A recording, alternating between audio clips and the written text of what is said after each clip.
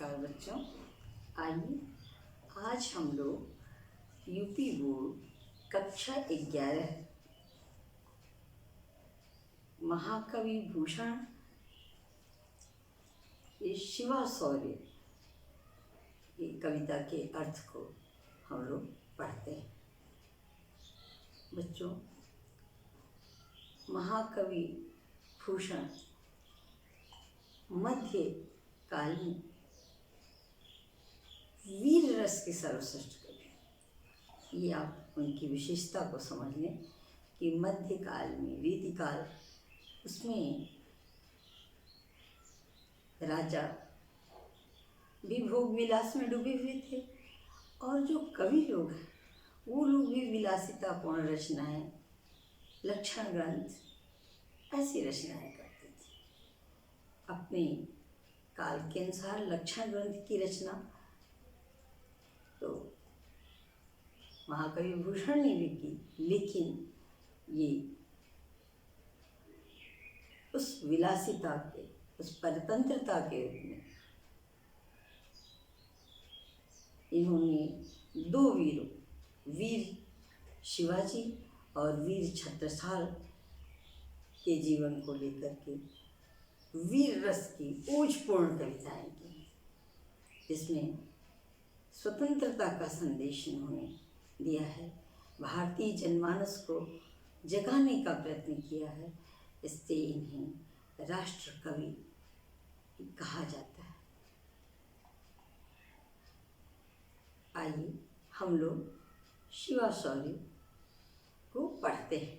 बच्चों, एक बात मुझे आपसे कहनी है और मैं हमेशा आपसे बोलती हूँ कि पुस्तक आप अपने पास रख लें, पेंसिल रख लें। अगर कहीं कुछ शब्द नया मिले तो वहाँ पे नोट कर लें। बिना पुस्तक के कविता का अर्थ अच्छी तरह समझ में नहीं आए। शिवा शौर्य।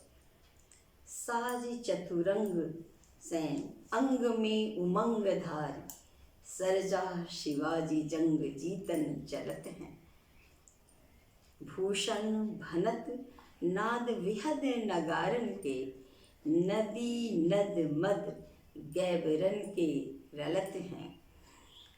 ऐल फैल खैल फैल खलक गैल गैल,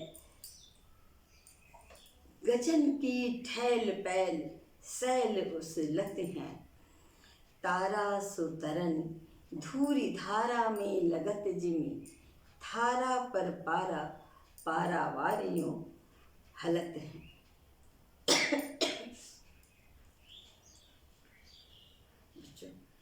आप इस कविता के अर्थ को पढ़ें और इसके सुंदरता को, कवि की वीर भावना को देखें। क्या कहते हैं? साज चतुरंग सैन, चतुरंगणी सेना, हाथी, घोड़ा, पैदल और रथ पर सवार, ये चार सेनाएं होती थी। तो कहते हैं साज चतुरंग सैन, अंग में उमंग धारी, अंग अंग में उत्साह भर के। सरजा शिवाजी, सरजा उन्हें उपाधि दी। सरजा शिवाजी जंग जीतन चलत हैं, युद्ध करने नहीं जा रहे हैं, युद्ध जीतने के लिए जा रहे हैं।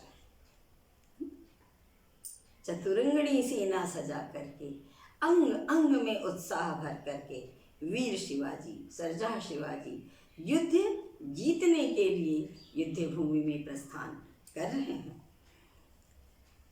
भूषण भनत, भूषण कवि भनत कहते हैं, नाद बिहद नगारण के।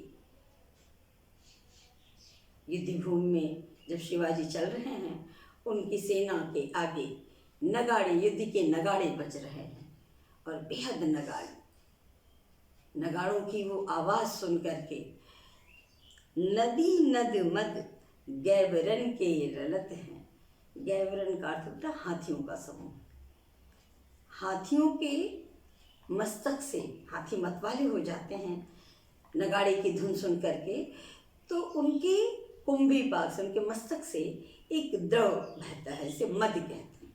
नदी नद मद गैबरन के रलत हैं। गैबरन के इतना मद बह रहा है जैसे नदी और नाला बह रहा हो।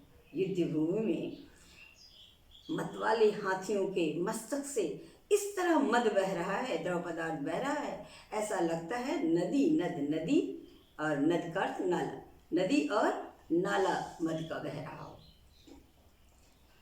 एल फैल खैल भय खलक की गैल गैल, खलक मैंने संसार है बेटा, गैल गैल, जहाँ पर ये युद्ध भूमि में जब जाते हैं तो उस तरफ गली गली में एल फैल, चारों तरफ लोग बिखर गए हैं, फैल गए हैं, खलबली मच गई है। प्रतिपक्ष में खलबली मच गई है कि शिवाजी युद्ध भूमि में आ रहे हैं, इसलिए लोग बिखर गए हैं, चारों तरफ कोहराम मचा हुआ है। ये दृश्य देख रहे हैं। एल फैल खैल भैल खलक की गैल गैल, उसमें चारों तरफ गली गली में लोग फैल गए हैं, खैल भैल खलबली मच गई है। गजन की ठैल पैर, हाथी दौड़ रहे हैं बेटा, तो ठैल पैर मतलब धक्का मुक्की, हाथी सेना दौड़ रही है तो हाथी आपस में धक्का मुक्की करते हुए दौड़ रहे हैं। तो गजन की ठैल पैर सैल उसलत हैं, ऐसा लगता है कि पर्वत ही उखड़ते हुए चले आ रहे हैं। तो वीर शिवाजी की हाथी की सेना धक्का मुक्की करते हुए आगे दौड़ रही है, तो ऐसा लगता है कि जैसे सैल बने पर्वत ही उसलत उखड़ रहे हैं। तारासो तरन, तारासो तरन धूरी धारा में लगत जिम। तारासो तरणी, तरणी का अर्थ सूर्य होता है, आप जानते हैं। तारासो, तारा की तरह लग रहा है, चमकता हुआ सूर्य कैसा दिखाई दे रहा है, तारे की तरह। तारासो तरन धूरी धारा में लगत जी, क्यों लग रहा है, धूरी धारा, धूल की धारा उड़ रही है। चतुरंगणी सेना के चलने से धूल ही धूल उड़ रही है, और वो धूल आकाश मार्ग को इस तरह आच्छादित कर दी है, ढक दी है कि सूर्य कैसे दिखाई दे रहे हैं, तारे की तरह दिखाई दे। आकाश धूल से आच्छादित है और उसमें सूर्य की रोशनी मध्यम पड़ती है, वो तारे की तरह दिखाई दे रहे हैं। थारा पर पारा पारावार यूं हलत है, थारा पर पारा पारावार यूं हलत है। और समुद्र, पारावार का बेटा समुद्र, समुद्र में कंपन हो रहा है, ऐसा लग रहा है समुद्र कि जैसे थाली में रखा हुआ पारा कांप रहा हो, उस तरह से समुद्र कांप रहा है। तो ये युद्ध के प्रस्थान का वर्णन है कि जब वो वीर शिवाजी युद्ध के लिए प्रस्थान करते हैं, उनकी सेना दौड़ती है, तो किस तरह खलबली है। सूर्य जो है वो तारे की तरह दिखाई दे रहे हैं, धूल से आच्छादित होकर के। समुद्र इस तरह कांप रहा है जैसे कि थाली में रखा हुआ पर। तो वीर रस का वर्णन है, शिवाजी के शौर्य का है, युद्ध की भूमि का चित्रांकन किया गया है, चित्र खींच दिया गया है।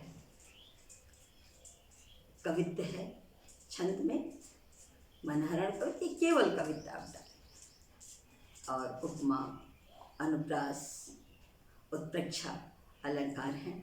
बच्चों, अलंकार का मैं बार बार कहती हूँ कि आप मेरा वीडियो देखें अलंकार का, और वहाँ से उन शब्दों को लेकर के अगर आप अलंकार लिखेंगे तो आपको नंबर अच्छे मिलेंगे। ब्रज भाषा है,